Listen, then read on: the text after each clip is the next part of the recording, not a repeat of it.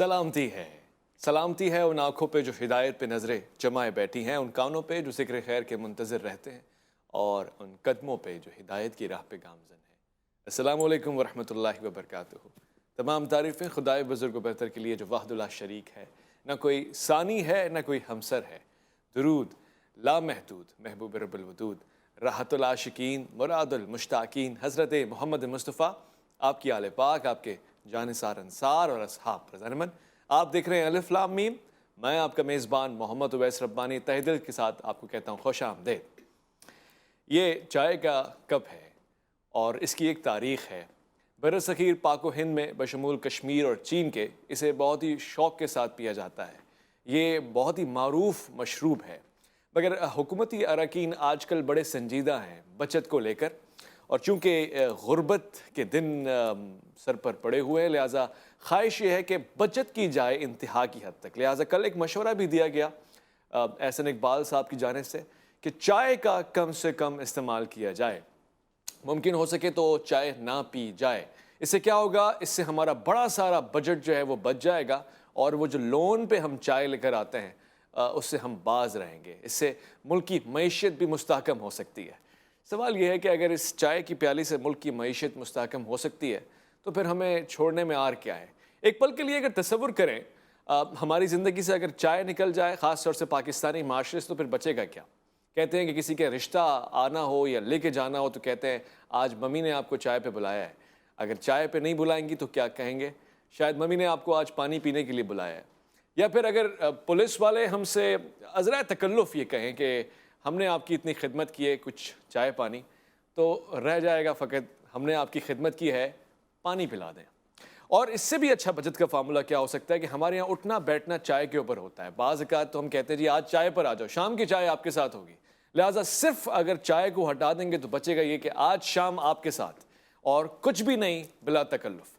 تو میں سمجھتا ہوں اس کا آغاز ہونا چاہیے، آج ہمارے گھر سے ہونا چاہیے۔ ہم پروگرام میں ہی چائے کو کچھ دیر کے لیے رکھ دیتے ہیں، اور یہ بات صرف اس لیے کہہ رہا ہوں کہ اگر حکومت کو اور معیشت کو اس چائے سے کوئی نقصان ہے تو پھر ہم پہل کریں گے بچانے میں۔ مگر خواتین و حضرات، اس سے زیادہ نقصان ہے اس پروٹوکول سے جو ایک گاڑی کے پیچھے لمبی ساری پولیس اور ایمبولنس کی، موبائلز کی، اور ایک پورا پروٹوکول چل رہا ہوتا ہے۔ نقصان ہے اس چیز سے جو وزراء اپنے لیے استعمال کرتے ہیں، ٹھنڈے کمرے کے اے سی، وہ اے سی بھی باہر سے ہی آتے ہیں، وہ امپورٹ کیے جاتے ہیں۔ اور نقصان ہے ان لباسوں سے، ان ملبوسات سے جو باہر سے منگوائے جاتے ہیں، اور قیمتی پرس جو آپ کے وزراء اوڑھتے پہنتے ہیں اور اپنے ساتھ استعمال میں لے کے آتے ہیں۔ نقصان ہے ان جوتوں سے جو لاکھوں کروڑوں کے آپ لے کر آتے ہیں، باہر سے منگواتے ہیں، اور نقصان ہے اس مال سے جو آپ بیرون ملک لگاتے ہیں، فلیٹس خریدنے میں، اپارٹمنٹس خریدنے میں، اور اپنی جائیدادیں بنانے میں۔ نقصان اس مال سے بھی ہے کہ جس کے ذریعے آپ ملک کی معیشت کو نقصان پہنچاتے ہیں، یہاں کا پیسہ وہاں تقسیم کرتے ہیں۔ اور خاص طور سے نقصان ہے اس مال کے لیے جو باہر کے بینکوں میں جا کے رکھا ہوتا ہے، اور یہاں کے بینک خالی ہوتے ہیں اور مقروض ہوتے ہیں، اور آپ سے قرضہ مانگ رہے ہوتے ہیں اور آپ ان کو ٹلا رہے ہوتے ہیں۔ خاص طور سے نقصان اس دعوت سے بھی ہے کہ جو آج کل کے وزراء، اور اس سے پہلے بھی ہوتی رہتی ہیں، اور مرغ اور مسلم اور بکرے اور بریانیاں، اور وہ جو پارٹیز کے اندر ہم دیکھتے ہیں کہ جی آج فلاں یوم ہے تو اس کے لیے ہم نے کیک رکھا ہے، اس جہالت سے بھی نقصان ہے کہ ایک پل میں جو حشر کیک کا ہوتا ہے نا، وہ حشر اس کم سے کم چائے کا نہیں ہوتا۔ اس چائے سے محبت اور الفت بڑھتی ہے۔ البتہ جب ہم یہ دیکھیں کہ سامنے والا ہر طرح کے مشروبات استعمال کر رہا ہے، اسی پارلیمنٹ میں، اسی اسمبلی میں، خاص طور سے سندھ اسمبلی کا ذکر کر رہا ہوں کہ جہاں پر ایک غیر مسلم اس بل کو لے کر آئے کہ شراب پہ پابندی ہونی چاہیے، وہاں پہ مسلم اراکین اور پارلیمنٹ کے ممبرز اور اسمبلی کے members, MNAs, MPs, یہ کہیں کہ نہیں جناب ہمارے ہوتے ہوئے شراب پہ پابندی نہیں لگ سکتی۔ اس سے نقصان ہے۔ لہٰذا وہاں بڑی چیزوں پہ آپ قربانی دے دیں۔ عوام کی یہ چھوٹی سی حسرت، یہ چائے، یہ غریب آدمی کی مشروب ہے، اور غریب امیر ہر آدمی اس کا استعمال کرتا ہے۔ اس پہ نقطہ اعتراض اٹھانے سے پہلے کچھ اپنے گربان میں بھی روشنی ڈال کے دیکھ لیں۔ خواتین و حضرات، آج کا دن بڑا خاص ہے۔ ہم بات کرتے ہیں آنے والے دنوں کی، اور آنے والے دنوں میں سب سے خاص دن، سنجیدہ ترین دن، جس کا انتظار ہر کتاب میں، جس کا ذکر اور اظہار ہر کتاب نے کیا ہے، جس کو ہم قیامت کہتے ہیں۔ آج میں اس پروگرام پہ خاص طور سے خوش آمدید کرنا چاہتا ہوں۔ ہمارے ساتھ پاسٹر یوسف غوری صاحب تشریف فرمائے، بڑے دنوں بعد یہاں تشریف لے کر آئے۔ اس سے پہلے ایک ایکسیڈنٹ ان کا ہو گیا تھا جس میں ان کو تکلیف پہنچی۔ میں خوش آمدید کرنا چاہتا ہوں۔ گڈ آفٹر نون، گڈ ایوننگ، کیسے مزاج ہے؟ تھینک یو، خدا آپ کو برکت دے۔ خداوند یسوع مسیح کے بابرکت نام سے تمام دیکھنے والوں کو، سننے والوں کو بہت سلام، اور آپ کو خدا بہت سلامتی بخشے جو اتنا پیارا آپ پروگرام کرتے ہیں، اور خاص طور پر آپ جو اس چائے کے کپ پر آج کا موضوع لے کر آئے ہیں۔ میرا خیال ہے کہ کوئی بھی وزراء یا کوئی عام آدمی ایسا نہیں ہے کہ جو اگر وہ باہر کے ملکوں میں نہیں گیا تو جانتا ہے کہ یار انگریز لوگ بہت شراب پیتے ہیں، ان کے ہاں چائے کا رواج کم اور شراب کا رواج زیادہ ہے۔ ہمارے یہاں بڑے بڑے شعراء، بڑے بڑے انجینئر، ڈاکٹرز، جتنے بھی، ایون دین کہ میں خدا کا خادم ہوتے ہوئے سب سے پہلے اپنی مسز کو کہتا ہوں کہ یار ایسا کرو، مجھے اٹھنے سے پہلے آدھا کپ چائے دے دو۔ اس چائے سے صبح کی تازگی ہوتی ہے۔ جب ہم کعبہ خانوں پر بیٹھتے ہیں، یہاں سے ہم نکلتے ہیں تو ہم کہتے ہیں چلے آئیں جی عوید ربانی صاحب ایک کپ چائے پیتے ہیں۔ یعنی کہ آپ یہ چاہتے ہیں کہ ہماری زندگیوں سے یہ محبت نکل جائے، بچت ہو جائے گی نا، بڑا سارا پیسہ بچ جائے گا۔ بات وہی آپ نے جتنے ساری چیزوں کو گنوایا ہے، کیا ان میں سے یہ کوئی ایک چیز بھی چھوڑنے کو تیار ہیں؟ اچھا، یہ بات آپ بہت خاص کر رہے ہیں، شراب بائبل مقدس میں اس پہ پابندی ہے؟ بائبل مقدس میں اس پہ پابندی ہے، اس میں واضح لکھا ہے کہ شراب میں متوالے نہ بنو کیونکہ اس سے بد چلنی واقع ہوتی ہے۔ لیکن ایک اور چیز ہے، یہ تو پھر یہ یورپی ممالک میں کیوں پی جاتی ہے؟ وہاں کے منسٹرز میں وغیرہ؟ اسی پہ آپ کو بتا رہا ہوں کہ ایک بڑی خاص بات ہے۔ وہ پتہ کیا ہے کہ ایک آیت میں لکھا ہے کہ تو کبھی کبھی اپنے پیٹ کی صحت کے لیے میں لیا کر۔ خداوند یسوع مسیح نے جو پہلا معجزہ کیا تو وہ ایک شادی کے پروگرام میں انہوں نے، کیونکہ ان کی میں ختم ہو گئی، کیونکہ وہاں پر اسی چیز کو بڑا خاص سمجھا جاتا، اور شادی کی دعوت میں اگر میں نہیں ہے تو اس کا مطلب وہ دعوت پھیکی ہے۔ اب جب خداوند یسوع مسیح نے کو پتہ چلا کہ یہاں پر یہ گڑھے جو رکھے ہوئے ہیں تو یہ سارے خالی ہو گئے، میں کم پڑ گئی ہے، تو میزبان کی بےزتی ہو جائے گی، انہوں نے اپنی ماں کے کہنے پہ، جو ان کی تو میں ختم ہو گئی، اب کیا ہوگا؟ انہوں نے کہا جی ایسا کریں، یہ سارے گڑھے پانی سے بھروا دیں اور اس کے بعد ان کو تقسیم کر دیں۔ تو جب وہ تقسیم کیا گیا تو جو مہمان تھے انہوں نے اعتراض اٹھایا کہ اچھی والی میں آپ نے پہلے کیوں نہیں ہم لوگوں کو دی؟ اچھا، یہ والی اچھی تھی جو برکت سے آگے۔ جی بالکل۔ البتہ یہ اپنے ناظرین کو بتاتا چلوں کہ یہ وہ میں ہے کہ جس کو نشہ اگر شراب میں ہوتا تو ناشتی بوتل شعراء نے بھی اپنے شرابن طہورہ کے زمرے میں استعمال کیا ہے۔ یہ اس زمانے کی یا اس خیال اور تخیل کی شے ہے۔ آج کے زمانے میں نشہ آور چیزوں کا استعمال، جس کو ڈاکٹر بھی کہہ رہے ہوں کہ مضر ہے، صحت کے لیے ناگزیر ہے، اس کا اس عالم میں استعمال یعنی رسم اور رواج سے اس حد تک بڑھ کے کہ انسان شعور و ہوش میں نہیں رہتا، انتہائی ناپسندیدہ ہے، جس کو ہم سب کنڈیم بھی کرتے ہیں۔ خود پاسٹر صاحب نے بتایا کہ بائبل مقدس نے اس کی اجازت نہیں دی ہے، اور یہ ان چیزوں میں سے ہے جس کو شریعت نے پسند نہیں فرمایا، اللہ نے پسند نہیں فرمایا۔ ہاں، آپ طیب و طاہر ہو کے جائیں گے، جنت میں داخل ہوں گے تو آپ کے لیے بڑا اچھا اہتمام ہے، اور وہاں اہتمام ہونا اور یہاں اہتمام ہونے میں کیا مسئلہ ہے، اس پہ میں بات کروں گا۔ ایک مختصر سا وقفہ ہے، لوٹ کر آئیں گے، الف لام میم میں آپ کا انتظار ہے۔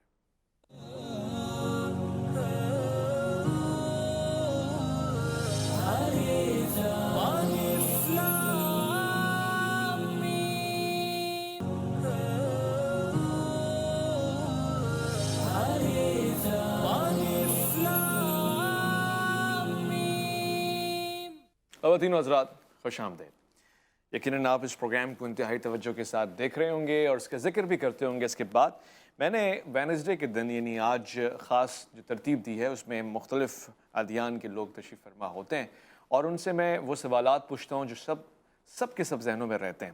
میں آج کے پروگرام میں خوش آمدید کہنا چاہتا ہوں، اس سے پہلے بھی پروگرام میں تشریف لے کر آئے، بڑی اچھی گفتگو فرماتے ہیں، ہندو اسکالر ہیں اور ماہر تعلیم ہیں منوج چوہان صاحب، آپ کو خوش آمدید کہوں گا میں۔ ساتھ ساتھ ہمارے درمیان موجود ہیں ایک اور اسلامی اسکالر جن کا تقابل ادیان کے حوالے سے بڑا گہرا مطالعہ رہا ہے اور پڑھتے پڑھاتے بھی ہیں، اور ایک ماہر ہیں، شعبہ تدریس سے ان کا تعلق ہے۔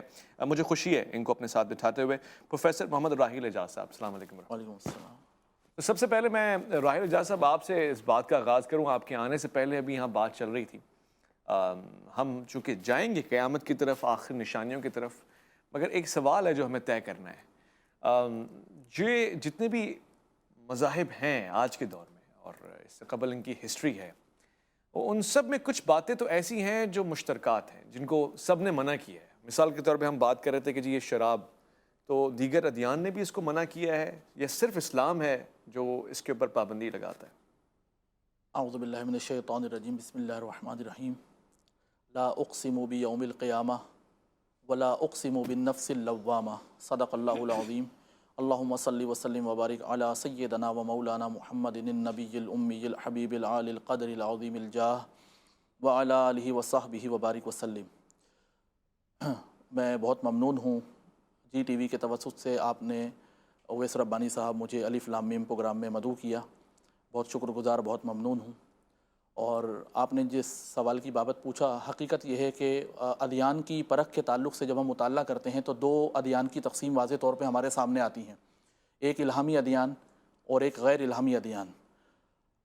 قطع نظر اس سے کہ الہامی ادیان اور غیر الہامی ادیان کی جو تفریق ہے میں اس کے حوالے سے گفتگو کو طول دوں. باٹم لائن یہ ہے کہ تمام ادیان نے، تمام دھرموں نے، تمام مذاہب نے مسکرات، نشاور چیزوں کا استعمال یا سیڈیٹیوز جنہیں آپ کہہ لیں آج کے دور میں، انہیں ممنوع قرار دیا ہے. اس کی وجہ یہ ہے کہ وہ عقل و حواس میں خلل اندازی کا باعث بنتے ہیں، اختلال ذہنی و نفسیاتی پیدا کرتے ہیں، اور اختلال ذہنی و نفسیاتی ہونے سے انسان اپنی سوجھ بوجھ کھو بیٹھتا ہے. خیر و شر میں امتیاز برتنے کی جو اس کی صلاحیت ہے وہ ماند پڑ جاتی ہے، وہ کند ہو جاتی ہے، جس کی وجہ سے ظاہر معمولات میں فرق آتا ہے، اس کے جو حلقہ احباب ہوتا ہے ان سے تعلقات میں فرق آتا ہے، اور اس طرح ایک فرد واحد کے طور پہ وہ اجتماعی زندگی پہ اثر انداز ہوتا ہے. تو بات یہ ہے کہ تمام دھرموں نے، مذاہب نے، ادیان نے مسکرات کا استعمال ان معنوں میں تو ممنوع قرار دیا ہے، اور کسی دھرم نے اس کی حوصلہ افزائی نہیں کی. اور جو ہمیں بگاڑ جن دھرموں میں ملتا ہے، جن ریلیجنز میں ملتا ہے، وہ ان کی سوسائٹی کا اپنا کلچر ہے.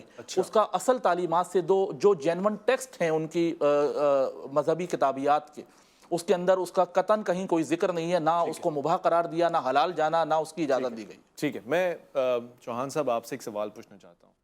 فنرل جسے ہم کہتے ہیں، آخری رسومات جسے جنازہ ہم کہتے ہیں، اس میں ظاہر دعائے مغفرت ہوتی ہے، سب کے سب اس میں آتے ہیں اور اپنا جو گریونس ہے وہ نوٹ کرواتے ہیں، دعا بھی کرتے ہیں. ہندو مذہب میں اس کا طریقہ کار یکسر مختلف اور جداگانہ نظر آتا ہے. یعنی یہ بات تو صحیح ہے کہ لوگ آتے ہیں، اجتماع ہوتا ہے، مگر جلا دینے کا کانسیپٹ کہاں سے آیا اور اس کے پیچھے کیا حکمت ہے؟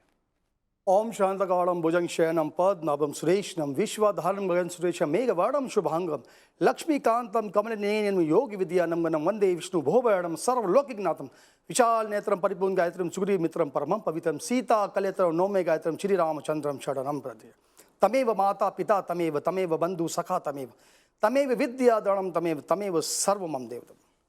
बहुत शुक्रिया सर आपका. रावेश ज़बानी ساری साहब का پوجا آپ نے ابھی کرنی ہے. آج میں پاکستان کا شکریہ ادا کرنا چاہوں گا آپ کے جواب دینے سے پہلے کہ آج گورنمنٹ آف پاکستان نے 5 ایکڑ زمین ہمیں پرووائڈ کی، اور ڈی جی رینجر صاحب کو ہم نے ایز اے چیف گیسٹ بلایا اور دھرتی پوجا کی گئی اور ادگھاٹن کیا گیا شمشان گھاٹ کا اور گریو یارڈ کا. اور اتفاق سے میں وہیں سے آ رہا ہوں، اس سے تھوڑا سا لیٹ بھی ہو گیا، بڑی معذرت چاہتا ہوں. اور آپ کا کوشچن بھی وہیں پر آ رہا ہے، مجھے بڑی خوشی ہوئی. تو یہ ہمارے پاکستان کا بہت شکریہ کہ کتنی خوبصورتی ہے ہمارے پاکستان میں کہ آج قائد اعظم کا جو آرٹیکل 20 تھا، جو ریلیجس پریکٹس کی جائے، تو آج وہ بالکل ہم ریلیجس پریکٹس کر رہے ہیں.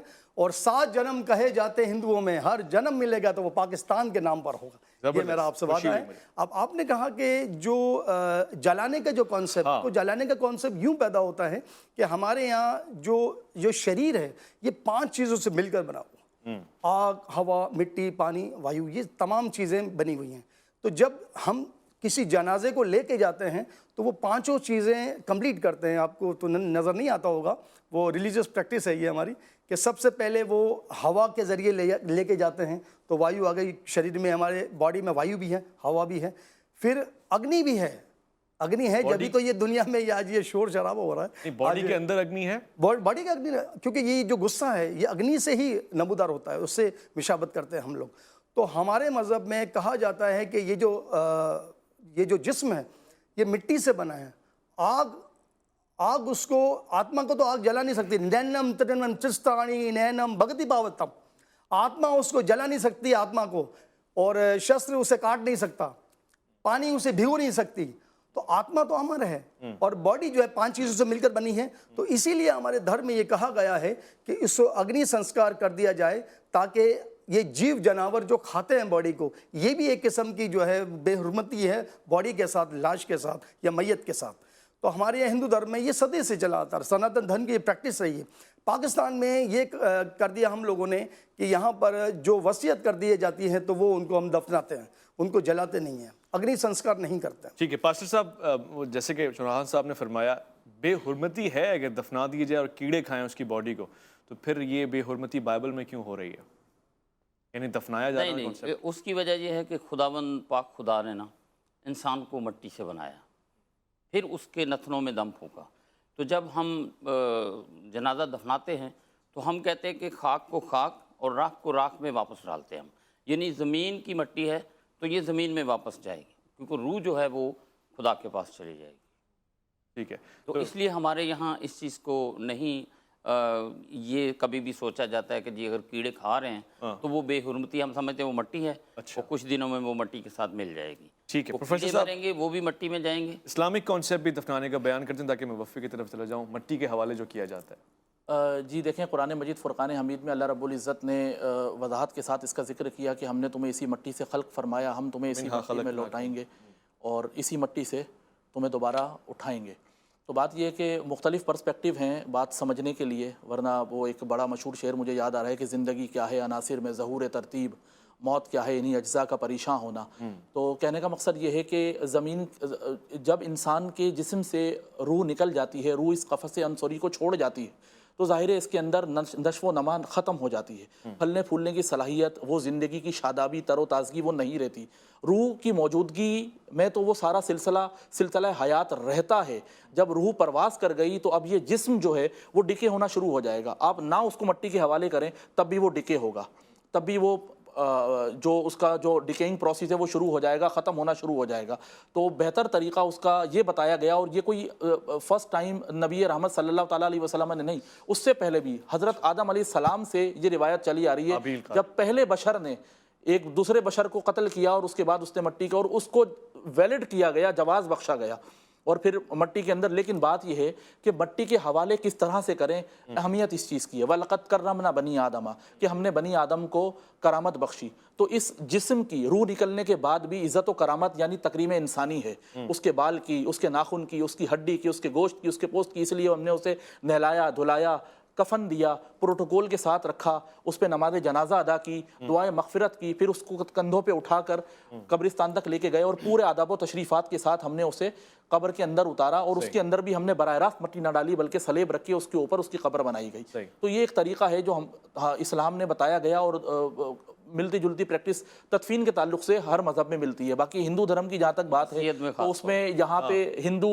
कुछ उसमें सीधा दफनाया जाता है? नहीं, ऐसा कॉन्सेप्ट भी कुछ अलग नहीं, ऐसा कुछ नहीं हमारे बिल्कुल ऐसे जैसे मुसलमान दफना सेम है तकरीबन, क्योंकि हमारे एक आध कई जगहों पर ऐसा कि कब्रस्तान भी करीब करीब हैं। अच्छा। तो हम बचपन में भी जाके उनको भी देखते थे, अपना भी देखते थे, और अभी भी हमें पता है कि तकरीबन हमारा और मुस्लिम्स का जो है वो तरीक़ाकार इसी तरह है, पूरे इज़्ज़त एहतराम से दबाना, उनको दफनाना और उनको कफन पहनाना, नला धला के, और बल्कि खुशबू छिड़कना, और उस हिसाब से ही सेम आजकल ताबूत का सिस्टम चल गया। जी। जब ताबूत का सिस्टम नहीं था तो मुस्लिम और क्रिश्चियन उसमें एक साइड पे दहाना उसको कहते, वो क्योंकि उस वक्त इतनी स्लैब्स का भी वो नहीं था, आज से कई सालों पहले। तो उसमें फिर क्या करते, उस दहाने में जनाजा रखते। अच्छा। उसके ऊपर पत्थर इस तरह रखते कि उसके ऊपर मिट्टी ना जाए। तो अच्छा। आजकल क्योंकि ताबूत का सिस्टम है और स्लैब तकरीबन एक बात मैं यहाँ मेंशन करना चाहूँगा कि पाकिस्तान में जो हिंदू बसते हैं 80% लोग जो हैं वो दफनाते हैं। लेकिन सवाल ये कि जलाते क्यों हैं? हाँ, 20% जो लोग हैं वो इससे मुर्दा को तकलीफ नहीं पहुंचती होगी? नहीं, तकलीफ से मुराद ये कि एक बेहुरमती वाला कॉन्सेप्ट नहीं होता कि ज़ाहिर बॉडी को आग लगती है। तो एक हिंदुओं का मैं लौट कर आता हूँ, एक छोटा सा वफ़ा ले लूँ। इस्लामी में एक मुख्तसर से वफ़े का वक्त हो गया, हम लौट कर आएंगे, चौहान साहब से पूछेंगे मजीद और जानने की कोशिश करेंगे आखिर इसके पीछे राज क्या है, और मजीद मेरे पास सवालात मौजूद हैं। आप लौट कर आए, इस्लामी में आपका इंतज़ार है।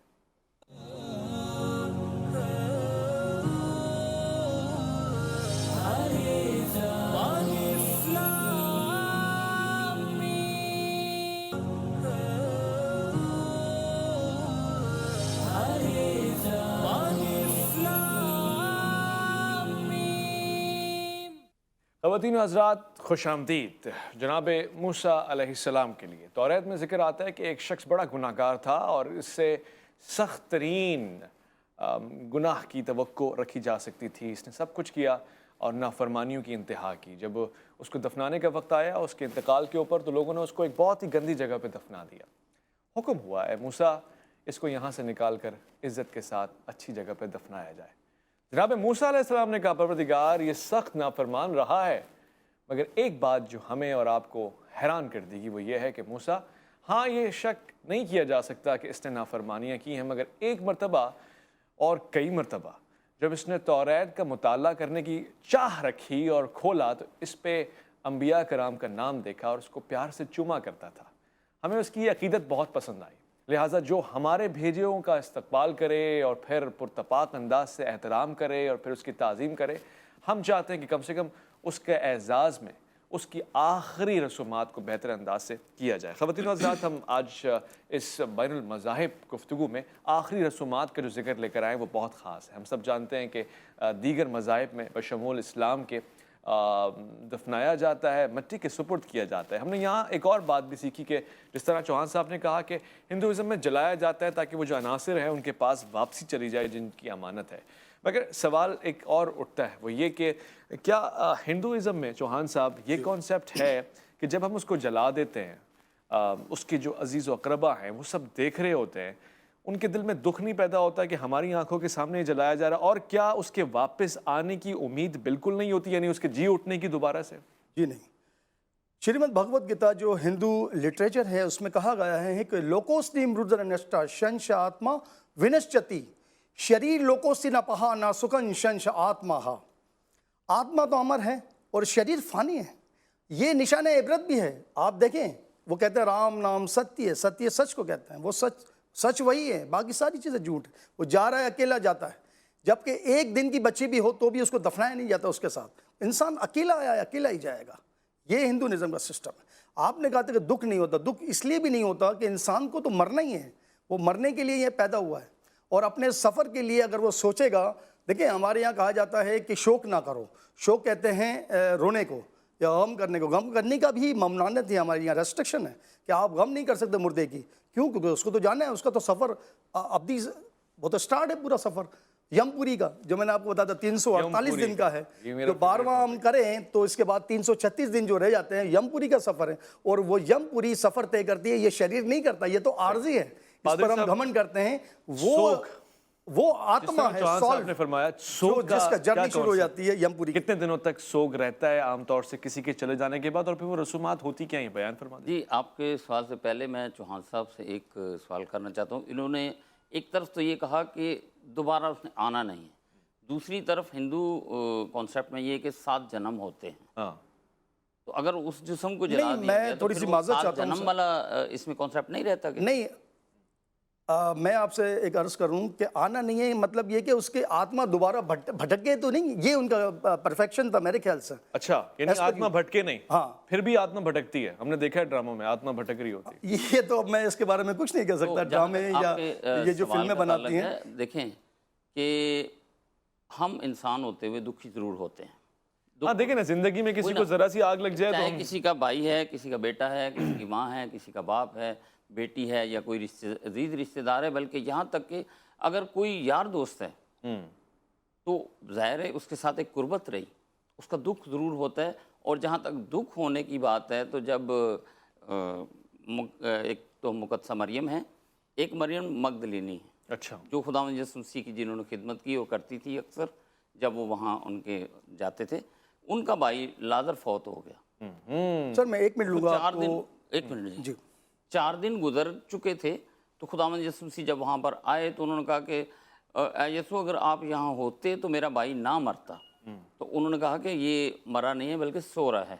तो उसके दुख में खुदावंद यीशु मसीह की जो है ना वो भी दलगीर हुए। वाह वाह, कितनी गहरी बात आपने की, अच्छा रिलेट किया। मैं आपसे सवाल छोटा सा जवाब दे दूं। जी जी जी, आप जवाब दे दें। जब अर्जुन ने कृष्णा से पूछा, वो रथ पर बैठे हुए थे और जंग नहीं कर रहा था, और जंग करने के लिए जो ज्ञान दिया यही भगवद गीता है, तमाम लोगों को मालूम है। जो ज्ञान दिया, जो नॉलेज दी, जो इन्फॉर्मेशन दी कृष्णा ने, वही श्रीमद् भगवद गीता के नाम से ये दुनिया में प्रख्यात हुई।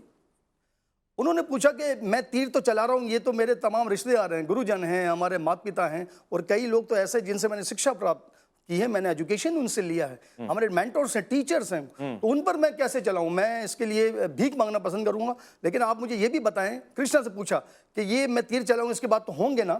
تو پھر کرشنا نے جواب دیا تھا کہ یہ ہونا یا نہ ہونا کیا ہے پارتھ، کہ وہ سمے تو کبھی تھا ہی نہیں جب میں نہیں تھا یا تم نہیں تھے یا یہ سارے لوگ نہیں تھے، نہ وہ سمے کبھی ہوگا جب میں نہیں ہوں گا یا تم نہیں ہوں گے یا یہ سارے لوگ نہیں ہوں گے۔ تو ورتمان جیون ہی سمپورن جیون ہے، یہ جو کرنٹ جیون ہی سارا جیون ہے؟ نہیں، ورتمان جیون سمپورن جیون نہیں ہے، ہم تھے بھی، ہم ہیں بھی، اور ہم آنے والے وقتوں میں ہوں گے۔ ہاں بالکل آپ صحیح کہہ رہے ہیں، میں اس بات کو سمجھ رہا ہوں، بہت اچھی آپ نے دلیل دی ہے۔ مگر چوہان صاحب، جیسے کہ مثال کے طور پہ آپ کا لباس ہے، اور میں اس کی قدر کرتا ہوں، آپ بڑے آدمی ہیں، تبرک کے طور پہ بھی آپ کی چیزیں میں اٹھا کے رکھوں گا، گلے سے لگا کے رکھوں گا، آپ کے اسٹوڈنٹ بھی سوچیں گے یار یہ میرے سر کا لباس ہے۔